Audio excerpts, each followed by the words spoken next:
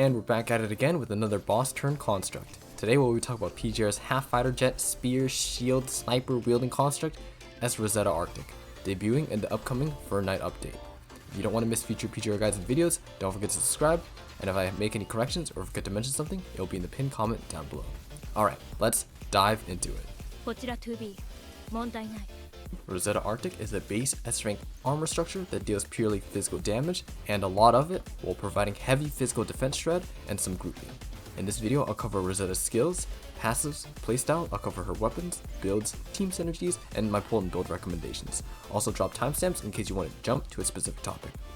Going through her kit, Rosetta's basic attack string deals physical damage in a wide AoE and melee range, ending in an AoE ground slam. To perform a charge shot, hold the basic attack button to channel her railgun, reducing incoming damage while charging it, and release the attack button to deal ranged physical damage based on the charge time. And her QTE is a wide AoE spin that deals physical damage to enemies. Her ultimate launches her into the air, gathering enemies in a large AoE, and then does massive physical damage until the end of the duration. And as for her core passive, it's indicated by the 3 charges at the bottom of the screen. A charge is expended when Rosetta swaps in or performs a 3 orb or matrix ping, and 2 charges are consumed after using her ultimate. Each charge expended adds damage to the respective ability or ultimate, and after expending 3 charges, the gauge appears, indicating that Rosetta's next charge shot will be enhanced. And Rosetta has increased damage reduction when channeling this enhanced charge shot, and releasing this shot at full charge will deal increased physical damage in an AoE.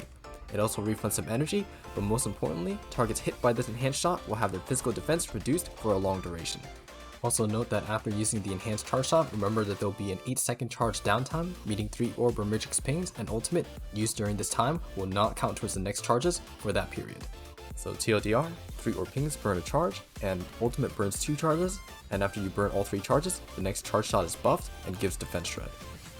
As for her orb abilities, her red orb launches 3 waves that deal physical damage, and her yellow orb is a quick 2-hit strike that cannot be interrupted and deals physical damage. She also gains a brief shield based on her HP, and her blue orb is the bread and butter of her kit. Rosetta pulls in enemies from range, dealing physical damage, and shredding enemies' physical defense for a brief period. This is also going to be her swap and attack.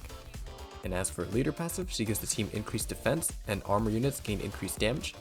And as for her Ascensions, at SS, her QTE now shreds physical defense for 8 seconds, and she deals more damage to enemies hit by her red orb.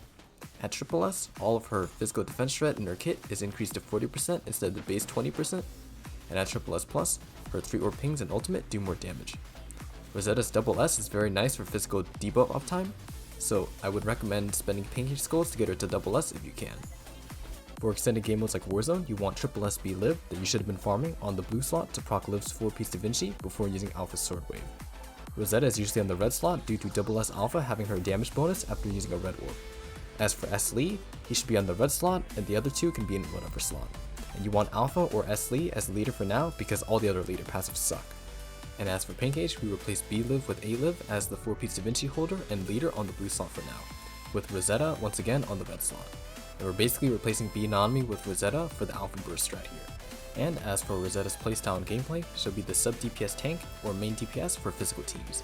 For extended game modes like Warzone, the rotation is usually starting with a 3 orb or matrix ping on Alpha's blue orb, proccing the 4-piece Da Vinci and QTEs for defense shred and buffs for Alpha, then dodging for Alpha's Frederick buff, and then finally Sword Wave. And once you burn your Sword Wave, you swap into B Liv to burn her red orb for the core passive, and then quickly swap in Rosetta to sub DPS. Make sure that you hit the blue orb swap and attack for the defense shred.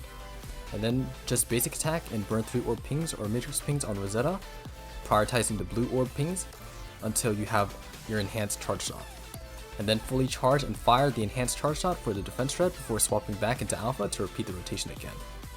Later on in the fight, ideally you swap an attack with Rosetta to apply the blue orb defense shred while burning a charge before performing Rosetta's ultimate to burn the 2 remaining charges, while also grouping and nuking the debuffed enemies.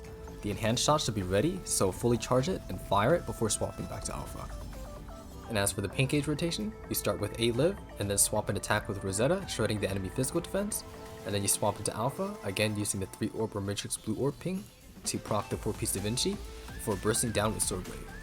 And note that since we're going for fast burst times, we will not be building charges for the enhanced charge shot on Rosetta like in the Warzone rotation, meaning your defense down window will only be 8 seconds per blue orb. When we finally unlock the separate start and leader positions, which I believe comes the update after this, You can set Rosetta as starter and Alpha as leader, so you can blue orb on Rosetta instantly into Alpha 4-piece Da Vinci Sword Wave and burst. And you can also opt out A live or B live at this point if you burst fast enough. But again, this is for next update. For enemies like Musashi and Alpha, since Rosetta deals significant damage to them, she'll act more like a DPS unit in the team, so she'll play more like the Warzone Rotation with more field time. And if that was all way too dank for you to remember, just remember to squeeze in a blue orb on Rosetta whenever possible, and swap in the physical DPS after Rosetta's enhanced charge shot or blue orb. And as for Rosetta's weapon choices, for a 4-star weapon, bruh, get a 5-star weapon. And for a 5-star weapon, for free to play, this is the minimum investment due to Rosetta needing to deal some damage herself. And as for a signature 6-star weapon, I'm be real chief, it's broken. The passive adding an additional 20% defense shred when dealing damage is busted, so for Light Splendor and Whales, this is a near must pull for this reason, so hopefully you saved enough and win the weapon rate up. Imagine winning the weapon rate up. I'm in pain. And as for builds, for 5-star memories, I guess you can run 4-piece Voltaire and 2-piece Ive, but she really only has one 6-star memory build, which is 4-piece Leo Wenhook, her custom memory set debuting in the upcoming event shop. It further boosts her physical defense shred by another 20%, so there's really no alternative. And note that this set is kind of useless on other physical defense shred tanks, so sorry Nanami, you just got power creeped. As for a 2 set, 2-piece Catherine is the go-to to shred physical defense even further, and you want Liu and Hook on the top row and Catherine on the bottom row ideally for the higher base attack. But if you want the ability to use it as a DPS of sorts, you can opt for Catherine on the top row if you want to replace it with Darwin. And the ideal resonance is attack and crit on the top row and class skill on the bottom row, and for those hypertuning her, you can hypertune in any position with attack having priority on the bottom row. And as for my pull and build recommendations, she's the premier physical tank unit, power creeping the physical tank position for B Nanami, Isla, and Call Me Bastion for all current physical teams. Running 2 physical tanks is now less needed since Rosetta can shred 60 to 100% physical defense shred by herself, depending on investment. 20% from base, 20% from Liu and Hook, 20% from Catherine, 20% from her signature 6-star weapon, and she can reach up to 100% physical defense shred if she's triple S. And before someone asks, but Spider, near physical team is coming in a few months. And to that I'm gonna say, Chief, you can never have too many characters, and Rosetta is very strong, and it will only get stronger in the future. So yeah, pull her and build her. If there's any updates or corrections, I'll leave in the pinned comment down below. If you have any questions, drop in the comments or join the Discord at discord.io/Ajanatamra. I'll usually try to respond if I'm not busy. Subscribe so you don't miss future guides and videos, and if you found this video informative, drop a like, a dislike if you didn't.